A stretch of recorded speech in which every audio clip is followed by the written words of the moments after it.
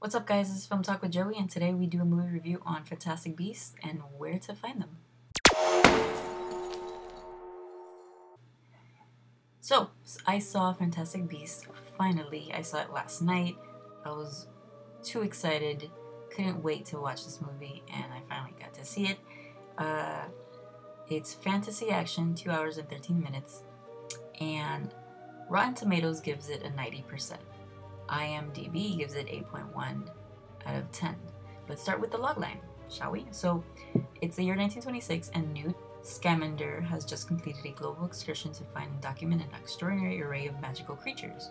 Arriving in New York City for a brief stopover, he might have come and gone without incident were it not for a nomad American for Muggle named Jacob, a misplaced magical case, and the escape of some of Newt's fantastic beasts, which could spell trouble for both the wizarding and nomad worlds.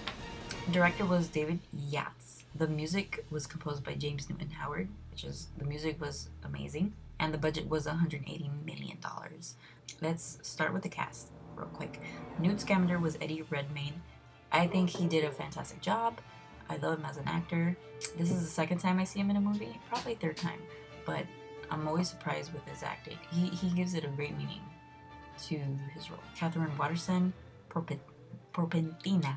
She did a great job. It's the first time I actually see her in a movie, but I liked her. Colin Farrell. I love him as an actor. He was like the villain in the movie, and in this movie he had an American accent, which is, I didn't think he would have an American accent. Great job.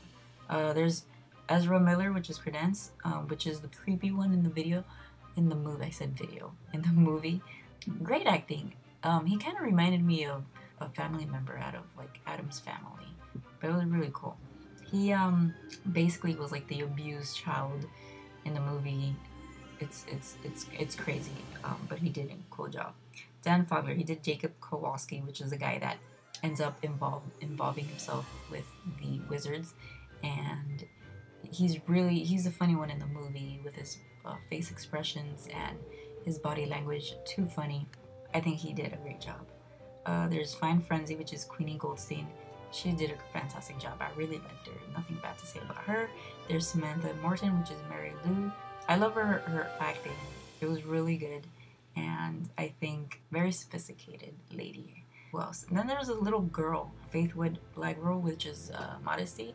I thought she was a creepster too, because she was just a weirdo in the movie, and I thought that she was a villain, which is like a yes and a no to being a villain, but you would have to see the movie to figure out. Also, what surprised me was Johnny Depp being in this movie. I really did not expect him to be in this movie. I didn't even know that he was going to be in this movie. It's basically towards the end, which you can probably figure it out why. But anyway, he has like a short dialogue, but of course it was really cool. I liked it. Let's talk about the costumes. I love the costumes because it went well with the 1920s, of course, and I love the fact that the movie was done in New York City. I love the whole background of the movie. It just goes well with the 1920s because of the buildings, the cars they had back then. Really cool. I love their suits. Their costumes were really cool. Very sophisticated. Also reminded me of like the Gatsby days and stuff like that. Great Gatsby days. The music, the soundtrack was done by James Newton. Fantastic. It made the movie 10 times better, and I can't wait for the soundtrack. It was really, really, really good. Now the storyline was really cool. I like the concept of them losing their bags so they can like see each other again and try to figure out how to get the creatures back again and figure out what was the bad energy around New York City, and that's the whole point of the movie, trying to figure out what it is and how to stop that bad energy and whatever is, destroying New York City. I loved that concept for a storyline. I was very happy with the ending as well. Nothing bad to say about it.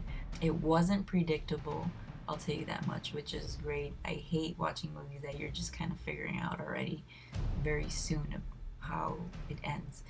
So I definitely give this movie a 5 out of 5. I do want to say that I know that there were a lot of green screen parts, but you really couldn't tell. I think the only part you could tell that there was a green screen was when Newt was showing the creatures, and their names and them in the background, you could actually tell it was a green screen. But other than that, it was pretty cool. Go watch the movie. It's really good. I'd watch it again. And I can't wait to get it on DVD and all that good stuff. And there's no bonus in the end. I thought there was going to be an extra scene or something. There was nothing. I'm very disappointed. Also, I do want to say that I thought that the book was going to come out first than the movie, which is disappointing because I wanted to compare and contrast with this movie review, but I guess it's not going to happen.